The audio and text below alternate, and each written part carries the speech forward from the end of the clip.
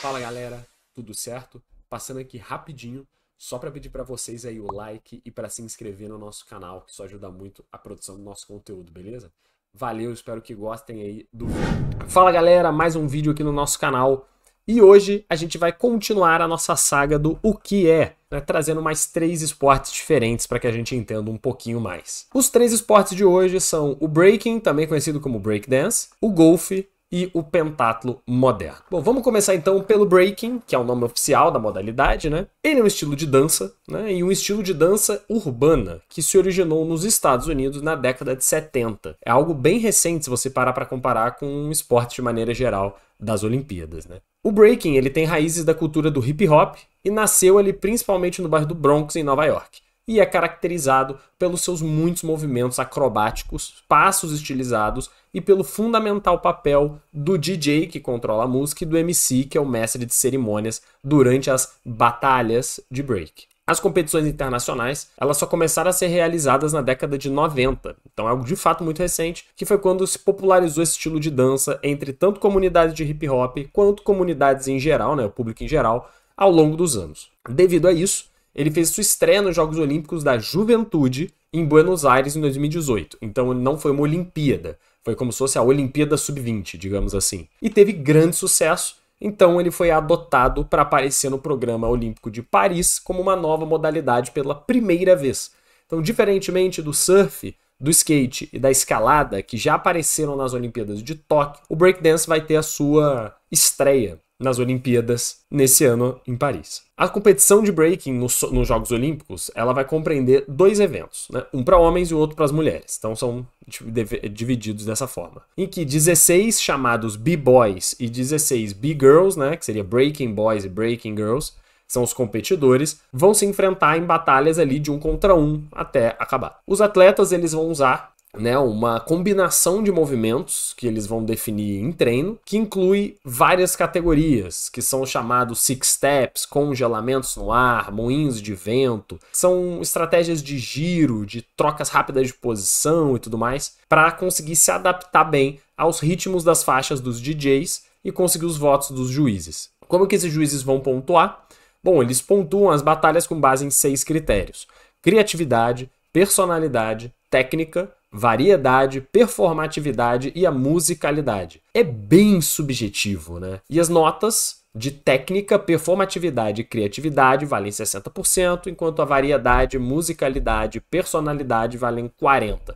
Então se dá um peso maior para a parte técnica, um pouco mais objetiva da prova. Porque de maneira geral, né, como é que você vai avaliar a musicalidade? Como é que você avalia a personalidade? É algo muito particular, então pode ter uma diferença até grande entre os árbitros. É interessante que tenha um seu peso maior para a técnica, né, para o lado performático, mas que também se dê um ponto aí porque, querendo ou não, é uma dança, que não é comum em Jogos Olímpicos, né? Não é bem um esporte, é mais um tipo de dança, então é algo um pouco confuso. Vamos ver até como é que isso vai se dar nessa Olimpíada. E ganha quem tiver mais pontos no final, né? Não temos participantes do Brasil, o participante mais próximo ficou ainda um pouco distante de conseguir se classificar entre os 16 primeiros, então talvez nas próximas edições a gente tenha algum participante, mas por enquanto não tem. Vamos para o próximo esporte, que é o golfe, né?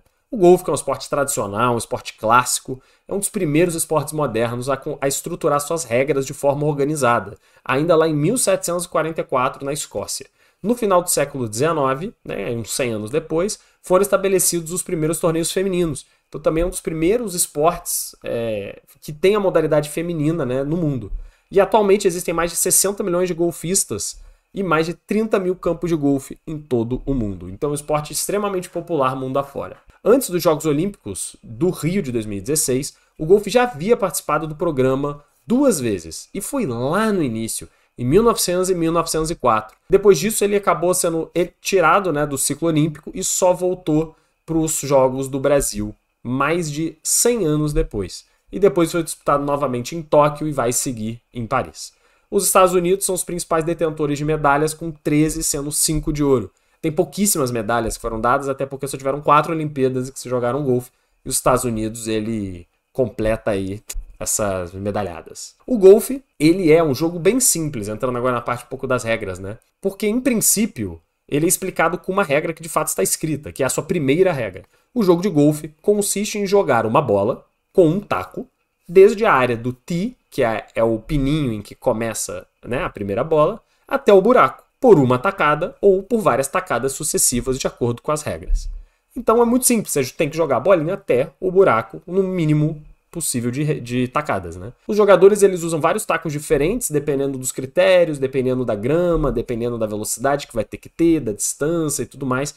Então você tem um pouco de estratégia envolvida também na escolha dos tacos, em como você vai bater na bola. São 120 atletas que competem nas Olimpíadas, sendo 60 homens e 60 mulheres. E o formato do golfe nos Jogos Olímpicos é o jogo por tacadas, ou stroke play, né, que é diferente do outro modelo de jogo, que é por buracos. E aí quem ganha o buraco ganha um ponto.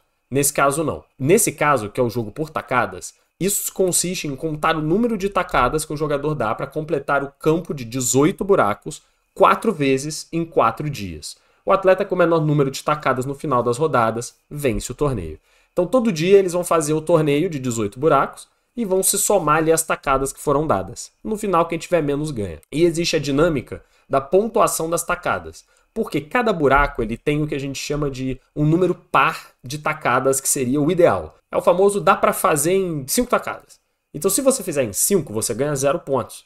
Se você faz em menos tacadas, você vai conseguindo somar negativamente pontos. E se você vai somando tacadas, você vai somando positivamente pontos.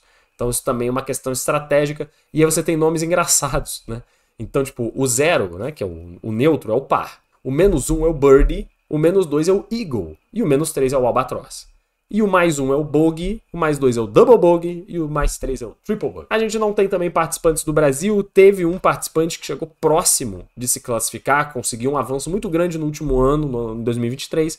Ainda assim, não conseguiu ficar entre os 60 primeiros, então também não temos Brasil nessa competição. Para fechar o vídeo, a gente tem o pentatlo moderno, que é uma competição muito interessante, porque na verdade ela comprime vários esportes em uma única competição, daí pentatlo, né? O pentatlo moderno, ele surgiu como um sucessor do pentatlo antigo, que compreendia corrida, salto, lançamento de lança, disco e luta livre.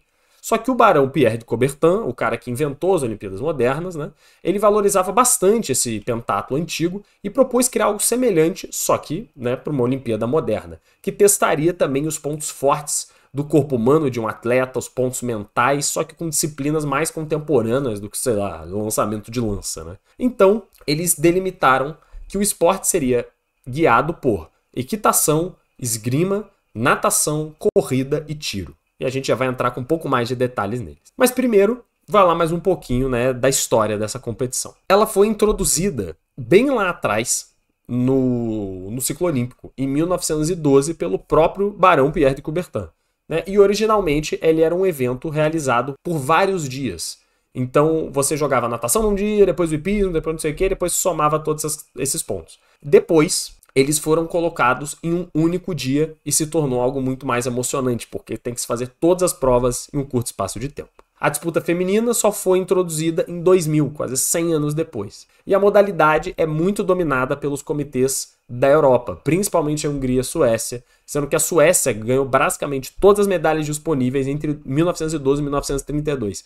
Então os europeus eles se destacam muito nessa competição. O pentatlo, como eu já falei, ele é composto por 4 eventos e que tem 5 esportes. Vamos a eles. O primeiro evento é da equitação, com um percurso de saltos em um cavalo desconhecido. Esse é o grande ponto, né? Como se fosse o salto da equitação, só que você não tem o seu cavalo, né? Você ganha um cavalo desconhecido que o atleta recebe num sorteio apenas 20 minutos antes dele competir. Então tem esse grau extra de despreparo que você vai ter que também controlar o seu cavalo nessa competição de saltos. O segundo evento é esgrima, que é bem diferente também do original. Ela é dividida em 2 rodadas. Uma classificatória, em que cada atleta compete entre si em uma partida de 1 minuto ou até o primeiro golpe. E aí na segunda rodada é de acordo com os resultados da primeira, eliminação simples, com cada partida durando 45 segundos. É muito rápido. Os pontos são marcados para cada vencedor e aí você vai somando a sua pontuação geral. A natação é uma prova extremamente básica, é um tiro de 200 metros livre e valeu. E o quarto evento tem 2 esportes, que é corrida e tiro, com uma arma laser. Como é que ele funciona? Os atletas eles têm que se alternar entre correr e aí parar e atirar em 5 alvos a uma distância de 10 metros. Daí a questão da corrida e tiro. E um ponto que é muito interessante também do pentatlo, né? Ele é dividido em 2 partes. A primeira parte, os competidores vão marcando pontos de acordo com a sua classificação nas provas de esgrima, equitação e natação. Isso decide a posição de largada para eles para esse último evento, que é a corrida com tiro a laser. A partir do momento em que você acaba as suas pontuações, você define o grid de largada para a última prova. Durante essa prova, eles partem com atraso correspondente ao número de pontos em relação ao líder. E o primeiro a cruzar a linha de chegada na corrida com tiro ganha a medalha de ouro.